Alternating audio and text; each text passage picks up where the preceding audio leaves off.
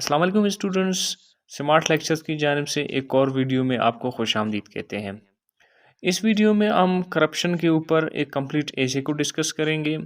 Corruption एक बहुत common topic है जो मुख्तलिफ एग्ज़ाम्स में आता है, जिस पर आपको एक कंप्लीट एसे लिखने का कहा जाता है और जिसमें आपको आउटलाइंस के साथ भी एसे लिखने को कहा जाता है। तो स्टूडेंट्स, आज हमने आपके लिए एक कंप्लीट एसे करप्शन पर रेडी किया है, तो आइए इसको डिस्कस करते हैं। स्टूडेंट, सबसे पहले जब आप भी किसी भी एसे को लिखने का तरीकाकार यही कि जब भी आप कोई एसे लिखेंगे तो इसके लिए सबसे पहले आप उस पर ब्रेन स्टॉर्मिंग करके उसके लिए आप कुछ आउटलाइंस बनाएंगे। लेकिन वो आउटलाइंस बनाने के लिए आपके पास कुछ मटेरियल का, कुछ नॉलेज का होना लाजमी है, जिसकी वजह से हमने आपके लिए तैयार मटेरियल लेकर आए हैं। आप इन मटेरियल को देखकर इनको यहाँ पर अपने एसे में कहीं पर भी इस्तेमाल कर सकते हैं। तो आइए जी स्टार्ट करते हैं। सबसे पहले हमारे साथ करप्शन के जो आउटलाइंस को डिस्कस करते हैं कि भाई करप्शन क्या है। पहला आउटलाइन जो आपने देना है वो लाजमन इंट्रोडक्शन होता है। जिस जो भी टॉपिक होती है, जो कुछ भी होता है, आप उसमें पहला इंट्रोडक्शन दे देते हैं। जब आप इंट्रोडक्शन देंगे तो इंट्रोडक्शन में आप 3 चीज़ों को डिस्कस करेंगे। सबसे पहले चीज़ जो आप डिस्कस करेंगे वो ये है कि आप उस चीज़ को डिफ़ाइन करेंगे। अब हम जो है ना, चूँकि करप्शन के ऊपर ऐसे लिख रहे हैं तो हम करप्शन को डिफ़ाइन करेंगे कि व्हाट एक्चुअली इज़ करप्शन क्या है। तो सिंपली हम कह सकते हैं कि corruption is the miss use of power for personal gain. आप किसी भी ओहदे पर है, आपके के पास कोई भी पावर है, अगर आप उस पावर को अपने पर्सनल गेन के लिए, अपने ज़ाती मफाद के लिए इस्तेमाल करेंगे, अपने पर्सनल गेन के लिए इस्तेमाल करेंगे, तो वो चीज़ करप्शन कहलाती है या फिर करप्शन के ज़मरे में आता है। आप लाज़िमन करप्शन को डिफ़ाइन करेंगे सिंपल अल्फाज में कि भी करप्शन क्या है। उसके बाद सेकंड पॉइंट पर आप अपने इसी पैराग्राफ में डिस्कस करेंगे कि प्रिवलेंस ऑफ करप्शन, कि करप्शन कितना फैला हुआ है, कितना आम है। अब प्रिवलेंस जो अगर आपको समझ नहीं आता तो इसको मैंने आपके लिए सिंपल लिखा है कि how common is corruption, corruption कितना आम है, कहाँ-कहाँ फैला हुआ है। आप उसका प्रेवलेंस बताएँगे, उसका कॉमननेस बताएँगे। ये मैंने आपके लिए ब्रैकेट में भी लिख दिया है। ये आप डिस्कस करेंगे कि दुनिया में करप्शन की, अगर आपके पास स्टैटिस्टिक्स है, अगर आपके पास मालूमात है, तो वो आप इसमें डिस्कस कर देंगे। तीसरे नंबर पे आप करप्शन को एड्रेस करने का इम्पोर्टेंस लिख देंगे कि भाई करप्शन को हमने क्यों एड्रेस करना है, क्यों इसको ख़त्म करना है, क्यों इसको हमने तदारुक इसकी करनी है। तो आपने इस 3 चीज़ों को, 3-4 चीज़ों को, और भी अगर करप्शन के हवाले से कोई जो मवाद है आपके पास, उसको आप इसके इंट्रोडक्शन में डाल देंगे ताकि आपका एक बेहतर सा, अच्छा सा इंट्रोडक्शन बन जाए। दूसरे पॉइंट पे हमारा आते हैं कि जी काज़ेज़ ऑफ करप्शन। ऐसे में ज़ाहिर है उसके काज़ेज़ को आपने लाज़िमन डिस्कस करना होता है, तो फिर आप काज़ेज़ ऑफ करप्शन पे आएँगे। इसमें आपने 3-4 चीज़ों को डिस्कस करना है जो कि मेन चीज़ है जो मैंने आपके लिए लिखी है। पहले पॉइंट पे आपने डिस्कस करना है लैक ऑफ ट्रांसपेरेंसी। किसी भी सिस्टम में जब ट्रांसपेरेंसी नहीं होगी, ट्रांसपेरेंट नहीं होगा, वो सिस्टम शफ़ाफ़ नहीं होगा, तो आप उस सिस्टम में करप्शन को होता हुआ देखेंगे। तो आप डिस्कस करेंगे कि आओ ट्रांसपेरेंट सिस्टम इज़, हमारे माशरे में कितना ट्रांसपेरेंसी है, कितनी ट्रांसपेरेंसी नहीं है, जिसकी वजह से करप्शन होता है। तो आप ट्रांसपेरेंसी को डिस्कस करेंगे और अकाउंटेबिलिटी को भी डिस्कस करेंगे इसी पॉइंट में, कि किसी भी सिस्टम में करप्शन को रोकने के लिए, करप्शन का तदारुक करने के लिए आपको ट्रांसपेरेंसी और अकाउंटेबिलिटी चाहिए होता है कि भाई कौन किसका अकाउंटेबल है। कोई अगर बॉस है तो जो उसका सबऑर्डिनेट है, जो उसके नीचे काम करता है, तो वो अपने बॉस के सामने अकाउंटेबल है, जवाबदेह है। वो जो पावर एक्सरसाइज करता है, जो वो पावर यूज़ करता है, वो जो है ना उस पावर को अपने बॉस के साथ अकाउंटेबल है। और जो हमारे सियासी नुमाइंदगान होते हैं, वो चूँकि आवाम को रिप्रेज़ेंट करते हैं, तो वो आवाम के सामने जवाबदेह है, अकाउंटेबल है। तो ये चीज़ आप उसको वहाँ पर डिस्कस करेंगे। उसके बाद दूसरे पॉइंट पर आते हैं जी, आपने वहाँ पर डिस्कस करना है कि कौन-सी चीज़ करप्शन को काज़ करती है। कोई भाई वीक लीगल फ्रेमवर्क। किसी भी कंट्री में जो फ्रेमवर्क्स है, जो मैकेनिज़म्स है, जो मैकेनिक्स है लॉ का, अगर वो कमज़ोर है, वीक है, तो वहाँ पर आप भी करप्शन को तवा देखेंगे तो ये भी इसका एक दूसरा हम कह सकते हैं कि एक वजूहात है करप्शन का। तीसरे नंबर पे जी करप्शन की वजूहात में हम देखते हैं कि पावर्टी, ज़ाहिर है पावर्टी जब होती है तो पावर्टी की वजह से डिफरेंट किस्म के वारदात, डिफरेंट किस्म की चीज़ें तो लोग फिर इस तरह की चीज़ों में पड़ते हैं। फिर लोग करप्शन के ज़रिए 2 नंबर तरीकों से पैसे कमाने की कोशिश करते हैं ताकि उनकी वो हालत जो पावर्टी है वो मिट जाए। तो जिस सोसाइटी में पावर्टी होगी एंड इकोनॉमिक इनइक्वालिटी होगी तो वहाँ पर भी करप्शन होती होगी। तो आप इसमें ये चीज़ डिस्कस करेंगे। इस पॉइंट पे आपको परेशान नहीं होना है क्योंकि आगे मैं आपको इसका कंप्लीट ऐसे भी प्रोवाइड कर दूँगा और मैं डिस्क्रिप्शन में पीडीएफ में इसका लिंक भी दे दूँगा। आप उसको वहाँ से डाउनलोड करके यूज़ कर सकते हैं। यहाँ से आप अपने लिए लिख सकते हैं। अब जो है ना आखिरी नंबर पे इसमें आपने डिस्कस करना है कि जी पॉलिटिकल पैटर्नेज। अब पॉलिटिकल पैटर्नेज नया लफ्ज़ आपके लिए जी। पैटर्नेज किसको कहते हैं? पैटर्नेज कहते हैं सपोर्ट को या बैक को। जैसे हम नहीं कहते कि फ़लानी को सपोर्ट है, फ़लानी के पास बहुत बैक है उसको। तो अब जिसका पॉलिटिकल पैटर्नेज होगा, पॉलिटिक्स जिसको बैक करेगी, ज़ाहिर है वो कोई ब्यूरोक्रेट है या फिर जिस किसी भी उसमें है तो वो करप्शन की तरफ जाएगा। ज़ाहिर है तो आप इसमें लिखेंगे पॉलिटिकल पैटर्नेज और नेपोटिज़्म नहीं होना चाहिए क्योंकि इनकी वजह से करप्शन जो है ना फैलने में ज़्यादा देर नहीं लगती। तो ये चीज़ आप वहाँ पर डिस्कस करोगे कि जी पॉलिटिकल पैटर्नेज उसमें नहीं होनी चाहिए।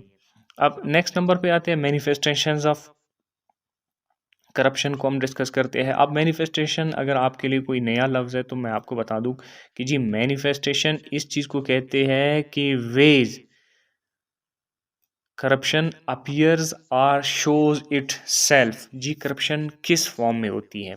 तो आप अगर यहाँ पर आपको मैनिफेस्टेशंस लिखना नहीं आता या मैनिफेस्टेशंस आपके लिए नया लफ्ज़ है तो आपने सिंपली इस मैनिफेस्टेशंस को हटाना है और इस मैनिफेस्टेशंस ऑफ करप्शन की जगह आपने लिखना है वेज करप्शन अपीयर्स। आपने यहाँ तक इस क्या कहते हैं इसको हेडलाइन को आपने दे देना है, आउटलाइन को सॉरी आपने दे देना है। तो आप ये लिख सकते हैं। अगर आपको मैनिफेस्टेशंस को समझ सकते हैं तो आपने वहाँ पर मैनिफेस्टेशंस लिख देना है।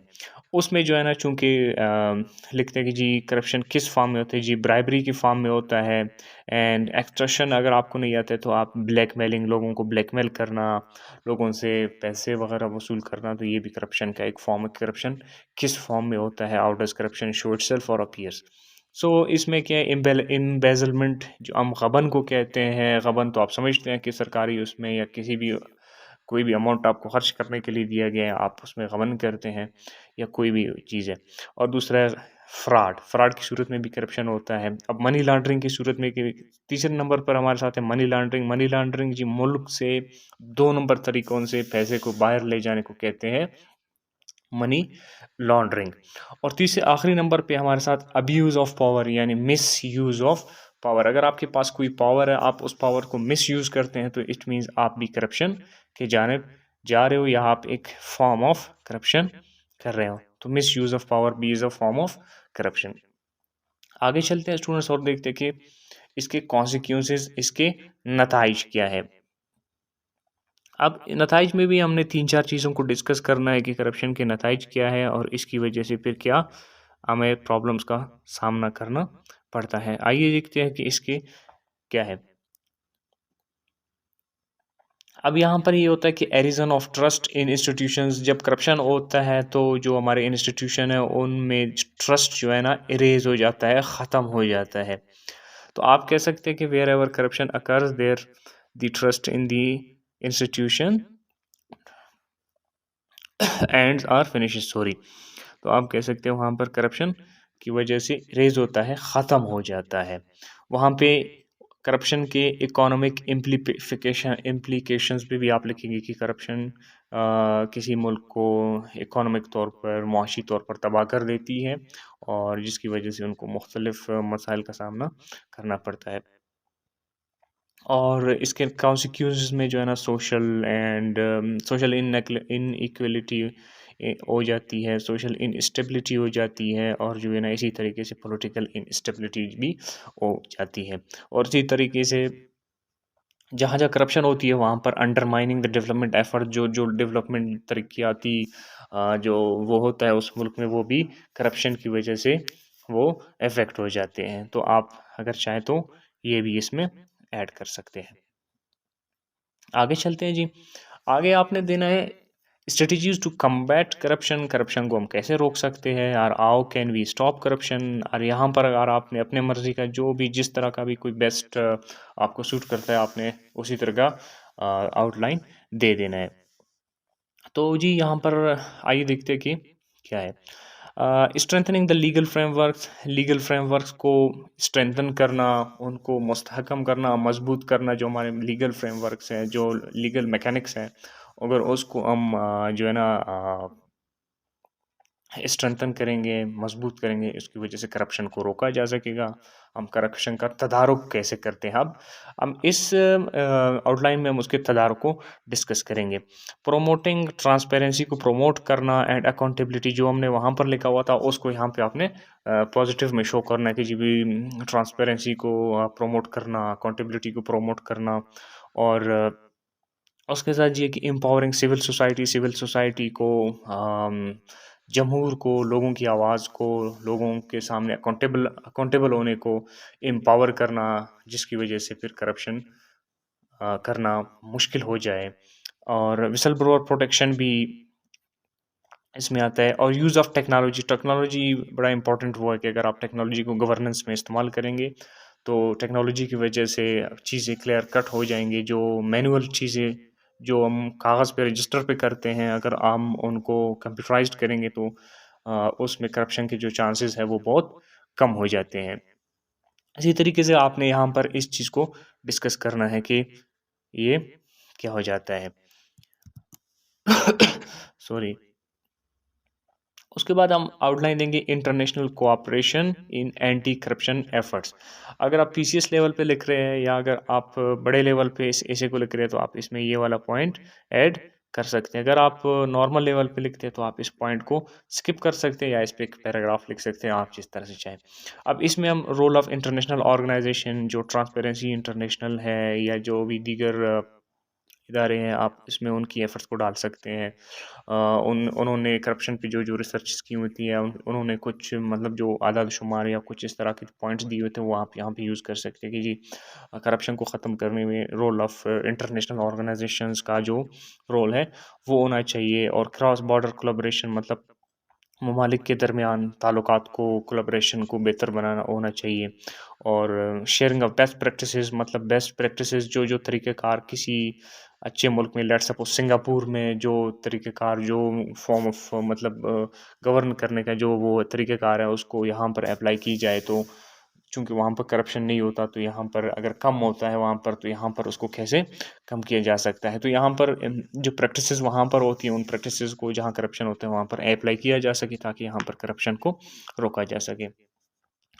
तो आखिर में जी कंक्लूजन आपने दे देना है, कंक्लूजन देना लाज़मी है। आप कंक्लूजन देंगे और कंक्लूजन में आपने जो कुछ आपने लिखा था उसका आप समरी देंगे, summary of the importance of tackling the corruption की जी, करप्शन को हम टैकल क्यों करें और का इसको टैकल करने का इम्पोर्टेंस क्या है। आपने समरी में एक सिंपल सी समरी देनी है और आप इसमें इसकी इम्पोर्टेंस को शो करेंगे।